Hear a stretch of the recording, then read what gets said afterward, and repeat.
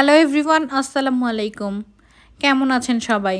আশা করি যে যেখান থেকে দেখছেন সবাই অনেক বেশি ভালো আছেন। আমিও আলহামদুলিল্লাহ ভালো আছি।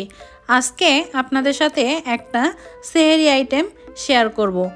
আমরা অনেকেই মনে করে থাকি রোজা রাখলে সারাদিন না খেয়ে থাকতে হবে, এজন্য সেহরিতে অনেক বেশি খেতে হবে। আসলে এমনটা না।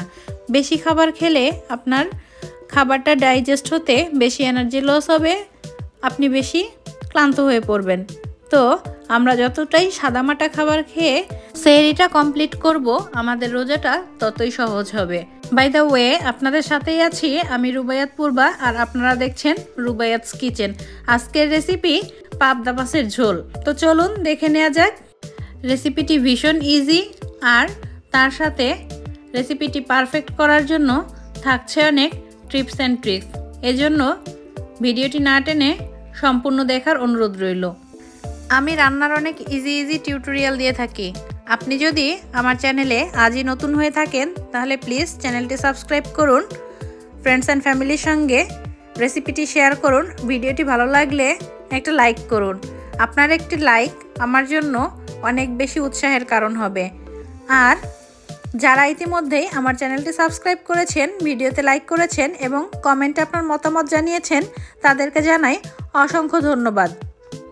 যাই হোক, আমরা মনে করে থাকি যে সেহরিতে অনেক বেশি খাবার খেতে হবে। আসলে এমনটা না। এমন একটা পাবদা মাছের ঝোল থাকলে নিশ্চিন্তে সেহরিতে এক প্লেট ভাত ঘুমিয়ে ঘুমিয়েই খাওয়া যাবে। মজা করে বললাম। আসলে ঘুমিয়ে ঘুমিয়ে ভাত খাওয়ার কোনো দরকার নাই, আপনি জেগেই খাবেন। তো চলুন দেখে নেই পাবদা মাছটা কিভাবে পারফেক্ট করে রান্না করবেন। মাছগুলো ফ্রোজেন ছিল, আমি সুন্দর করে পানিতে ভিজিয়ে ধুয়ে নিয়েছি। এখন আমি ফ্রাই প্যানে পরিমাণ মতো তেল দিয়ে তাতে দিয়ে দিলাম 1 টেবিল চামচ পরিমাণ ফ্রোজেন রসুন বাটা। এটা ফ্রোজেন হওয়ায় চারদিক অনেক পানি ছিটছিল, তেল ছিটছিল, এই জন্য আমি ঢাকনা দিয়ে ঢেকে দিয়েছি। আপনি চাইলে না ঢেকেও রান্না করতে পারেন। এখন আমি বাকি মশলাগুলো অ্যাড করব। এর সঙ্গে দিয়ে দিব পেঁয়াজ বাটা। পুড়ে যাচ্ছিল, এই জন্য আমি একটু পানি অ্যাড করব, নিচ থেকে যেন পুড়ে না যায় মশলাটা। আর মশলাটা পুড়ে গেলে কিন্তু রান্নাটা টোটালি তিতো হয়ে যাবে। এই জন্য আমি এর সঙ্গে পানি অ্যাড করলাম, আর বাকি মশলাগুলো দিয়ে দিব। এর সঙ্গে আমি দিয়েছি রসুন বাটা, পেঁয়াজ বাটা, সামান্য পরিমাণ আদা বাটা, আরও দিয়ে দিব এর সাথে মরিচ বাটা।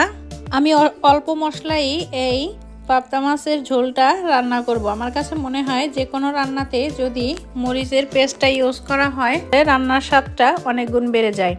দিয়ে দিলাম 1 চামচ পরিমাণ হলুদের গুঁড়া, আরও দিলাম 1/2 চামচ পরিমাণ লাল মরিচের গুঁড়া, এটা আমি কালারের জন্য ইউজ করেছি। দিয়ে দিলাম জিরার গুঁড়া 1/2 চামচ পরিমাণ। আরও একটু পানি দিয়ে আমি মশলাটা সুন্দর করে কষিয়ে নিব। দিয়ে দিলাম 1 চামচ পরিমাণ লবণ। দিয়ে আমি মশলাটা সুন্দর করে কষিয়ে নিয়ে তারপর আমি এর মধ্যে মাছগুলো দিয়ে দেব। এটা আমি মাছটা একটু ভুনা ভুনা করব। এই তো মশলাটা 3-4 মিনিট পর্যন্ত এ পর্যায়ে ভুনা করে নিতে হবে, আর গ্যাসের ফ্লেমটা মিডিয়ামে রাখতে হবে।